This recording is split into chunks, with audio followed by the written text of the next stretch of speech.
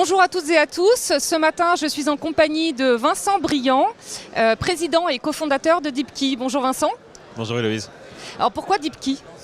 En 2014, lorsque avec mon associé Emmanuel Leblanchet, nous avons créé Deepkey, en fait, nous souhaitions aider les acteurs de l'immobilier à réduire l'impact environnemental des bâtiments et de leur portefeuille. Et on était très étonnés de voir qu'en fait, bien que par exemple l'immobilier représente 40% des émissions mondiales de CO2, eh bien, ils n'avaient pas l'information, les données pour prendre les bonnes décisions afin de réduire l'impact de leur patrimoine, soit en achetant, soit en rénovant leur bâtiment.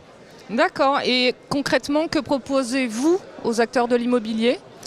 Deepkey, nous sommes une entreprise de 150 personnes qui développons un logiciel SaaS, une plateforme SaaS, pour aider nos clients à collecter l'information et les aider à comprendre quelle est la performance de l'ensemble des actifs de leur patrimoine, à les aider à construire ce qu'on appelle les trajectoires, réduire l'impact environnemental, en particulier climatique, et ensuite mesurer, vérifier que l'impact derrière est bien réduit.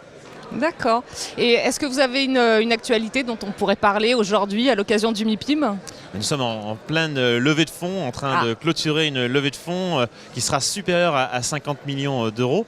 L'objectif, c'est de faire en sorte en fait, de continuer à se développer à l'international. Nous sommes présents dans 38 pays aujourd'hui et nous souhaitons continuer, notamment en ouvrant des locaux aux États-Unis. Et aussi, on a des projets d'acquisition d'entreprises pour compléter notre gamme de services et aussi racheter des concurrents.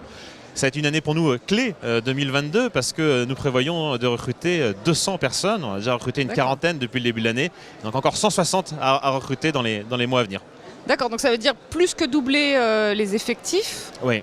Donc vous anticipez une forte croissance de la demande. Et même une hypercroissance, et c'est intéressant de regarder non pas sous le prisme de l'entreprise uniquement, mais de ce que ça représente pour le marché. On voit que nos clients sont de plus en plus intéressés et concernés par ces questions d'ESG, et je crois que la crise en Ukraine et en Russie a donné un nouvel argument, en plus de la lutte contre le changement climatique, pour en fait aider tous les acteurs à dérisquer leur patrimoine, notamment vis-à-vis de sources d'approvisionnement qui aujourd'hui font débat, c'est le moins qu'on puisse dire. Et aussi, on sent vraiment qu'il y a eu une bascule depuis 2020.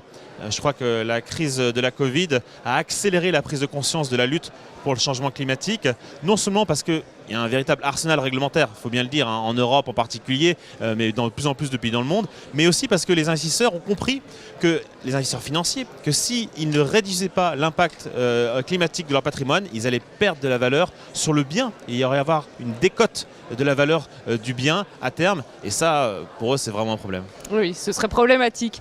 Merci Vincent, en tout cas. Merci Louise. Merci à vous de nous avoir suivis et à bientôt.